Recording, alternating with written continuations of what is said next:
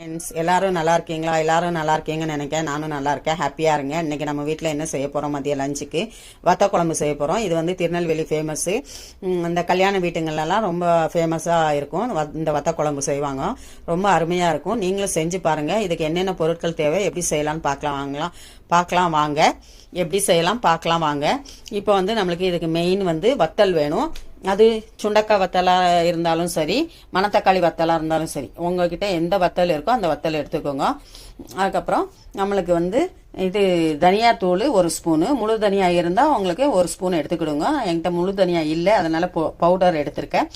அதே மாதிரி ஒரு 1/2 ஸ்பூன் மிளகு, 1/2 ஸ்பூன் ஜீரகம், 2 பூண்டு பல்லு தட்டி வச்சுருக்கேன் தோலோடி, ஒரு 1/2 ஸ்பூன் உளுந்தம்பருப்பு, 1/2 ஸ்பூன் கடலப்பருப்பு, ஒரு 1/4 ஸ்பூனு வெந்தயம், மிளகாத்தூள் வந்து 3/4 ஸ்பூன் எடுத்திருக்கேன். உங்களுக்கு காரம் அதிகம் வேணும்னா 1 ஸ்பூன் எடுத்துக்கோங்க.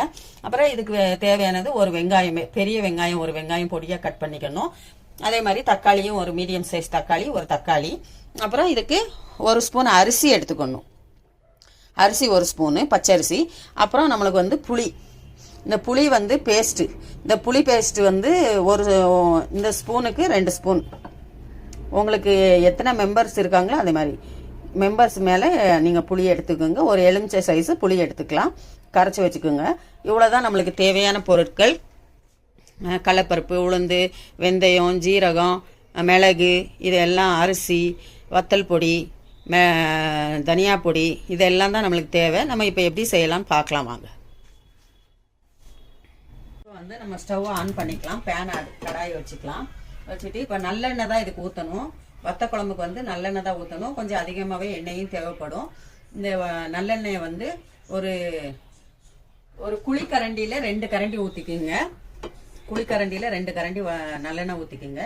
இது நல்லெண்ணெய் காஞ்சதும் நம்ம வந்து இந்த வத்தலை வந்து வறுத்து எடுத்துக்கணும். நான் வறுத்து எடுத்துட்டேன். அது வீடியோ என்னமோ நின்றுடுச்சு, அதனால இது வறுத்ததை உங்களால் எனக்கு காட்ட முடியல. இதை வறுத்துருக்க எண்ணெயில் போட்டு வறுத்து எடுத்திருக்கேன் நான். இந்த மணத்தக்காளி வத்தலை இது இந்த மாதிரி வறுத்து எடுத்துக்கோங்க. இப்போ வந்து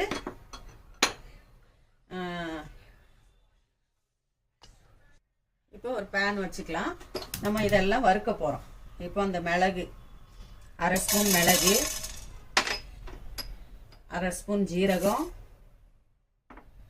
ஒரு 1/4 ஸ்பூன் வெந்தயம், 1/2 ஸ்பூன் கடலப்பருப்பு, 1/2 ஸ்பூன் உளுந்து, அப்புறம் ஒரு ஸ்பூன் அரிசி. இது எல்லாமே நம்ம ரோஸ்ட் பண்ணி எடுத்துக்கணும். நல்லா கொஞ்சம் ரோஸ்ட் பண்ணி எடுத்துக்கணும்.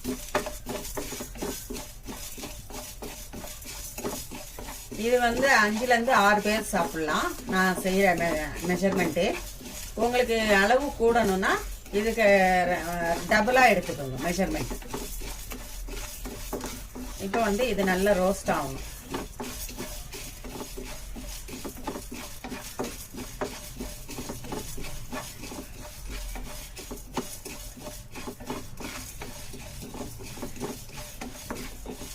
நல்ல மணக்கிற வரைக்கும், நல்ல மணம் வர்ற வரைக்கும் வறுக்கணும். அப்போதான் நம்மளுக்கு அதில் பச்சை வாடை இல்லாமல் நல்ல கிரேவி. நல்ல இந்த அரிசி எதுக்கு போடுறதுன்னா, இந்த கிரேவி வந்து இந்த வத்த குழம்பு வந்து நல்லா கட்டியாக திக்னஸ் வரணுங்கிறதுக்காக தான் இந்த அரிசி போடுறது. அதனால தான் அரிசி சேர்க்குறோம். இப்போ நம்மளுக்கு ஓரளவு நல்லா வதங்கிடுச்சு, நல்லா ஃப்ரை ஆகிடுச்சு. இப்போ இந்த அளவு ஃப்ரை ஆனதும் இதை எடுத்துடலாம்.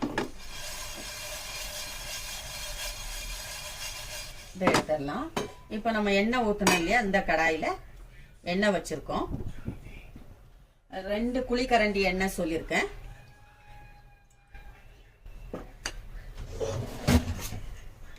இப்போ இதில் வந்து கொஞ்சம் ஒரு 1/4 ஸ்பூன் ஜீரகம், ஒரு 1/4 ஸ்பூன் கடுகு,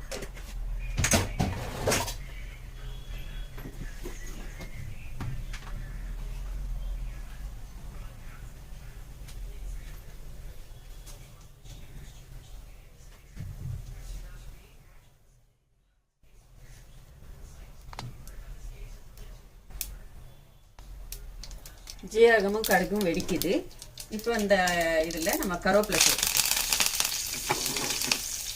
இதிலே நம்ம வந்து தட்டி வச்ச பூண்டு சேர்த்துக்கலாம். நம்ம ஒரு பூண்டு தட்டி வச்சுருக்கோம், அந்த பூண்டையும் சேர்த்துக்கலாம். தட்டி போட்டால் ரொம்ப வாசனையாக கமகமன்னு இருக்கும், அதுக்கு தான் தட்டி போட்டது. அப்புறம் இதிலே நம்ம வந்து வெங்காயம் சேர்த்துக்கலாம்.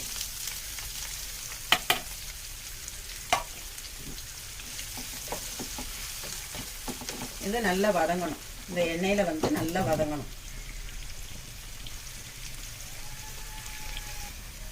இப்போ வந்து இந்த வெங்காயத்தோடி நம்ம இந்த மிளகாத்தூள் சேர்த்துக்கலாம். நம்ம ஒரு 3/4 ஸ்பூன் மிளகாத்தூள் வச்சுருக்கோம், அந்த மிளகாத்தூள் சேர்த்துக்கலாம். அப்போ தான் இந்த எண்ணெயில் போட்டால் தான் நம்மளுக்கு கலர் கொடுக்கும். மிளகாத்தூள் எண்ணெயில் போட்டால் தான் கலர் கொடுக்கும். இப்போ வெங்காயமும் பூண்டும் நல்லா வதங்கிடுச்சு. இப்போ வந்து நம்ம உப்பு சேர்த்துக்கலாம், நம்ம கல் உப்பு சேர்த்துக்கலாம். இப்போ வந்து இதில் ஒரு தக்காளி வச்சுருந்தாலே அந்த தக்காளியும் சேர்த்துக்கலாம். இதுவுமே நல்லா வதங்கணும், இந்த தக்காளியுமே நல்லா மசிஞ்சு வரணும்.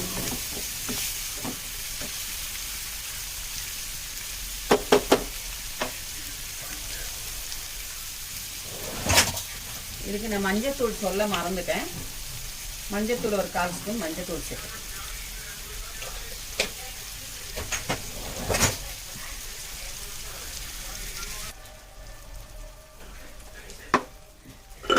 இப்போ வந்து இது நல்லா இதாகிட்டு இருக்கு, வெந்துட்டு இருக்கு. இதில் ஒரு 2 பச்சை மிளகாய் சேர்த்துக்கணும்.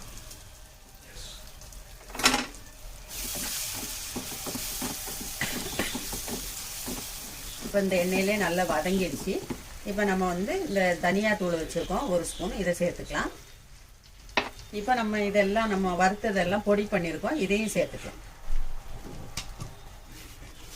நம்ம எல்லாம் வறுத்தோம் இல்லையா, ரோஸ்ட் பண்ணதை, இதையும் சேர்த்துக்கலாம். இதையும் சேர்த்து நல்லா கிளறிக்கணும், நல்லா வதக்கணும்.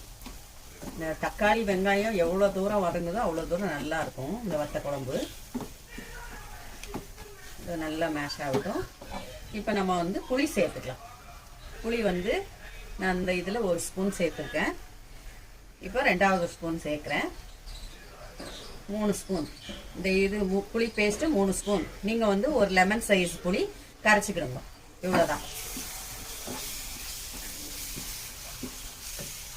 வத்த குழம்புக்கு தேவையானது இவ்வளோதான். இப்போ நம்ம வந்து இதில் தண்ணி ஊற்றிக்கலாம். புளி கரைச்சி ஊற்றினா புளி தண்ணி ஊற்றிக்கலாம். நம்ம புளி பேஸ்ட்டாக போட்டதுனால தண்ணி ஊற்றிக்கலாம். தண்ணி ஒரு அரை லிட்டர் ஊற்றிக்கணும் தண்ணி. இப்போ நம்மளுக்கு வத்த குழம்பு நல்லா கொதிக்கணும்.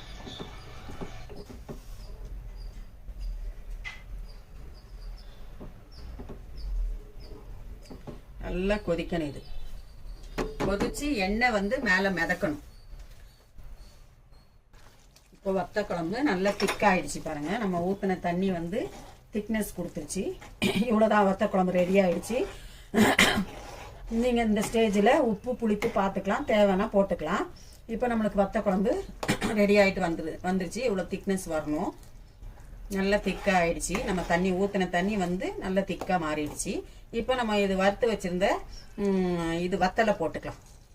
இது வந்து மணத்தக்காளி வத்தல் வறுத்து வச்சுருந்தது போட்டுக்கலாம். இப்போ நம்ம இதுக்கு வந்து இந்த வத்த குழம்புக்கு வந்து புளிப்பு, உப்பு, காரம், இனிப்பும் சேர்த்துக்கலாம். அதனால் கொஞ்சம் வெள்ளை பொடி சேர்க்குறேன் நான். உங்களுக்கு ஆப்ஷனல் தான், இது தேவைன்னா நீங்கள் சேர்த்துக்கோங்க, வேண்டாம்னா ஸ்கிப் பண்ணிக்கலாம். நான் வந்து வெள்ளை பொடி சேர்த்துக்கிறேன். இவ்வளோதான், வத்தல் குழம்பு ரெடி ஆயிடுச்சு நம்மளுக்கு. இப்போ வந்து மேலே கொத்தமல்லி தூவிக்கலாம். இவ்வளோதான், வத்தல் குழம்பு ரெடி ஆயிடுச்சு. நீங்களும் செஞ்சு பாருங்கள், எப்படி இருக்குன்னு எனக்கு கமெண்ட் பண்ணுங்கள். எனக்கு லைக் அண்ட் ஷேர் பண்ணுங்கள். இன்ஷா அல்லாஹ் அடுத்த வீடியோவில் சந்திப்போம்.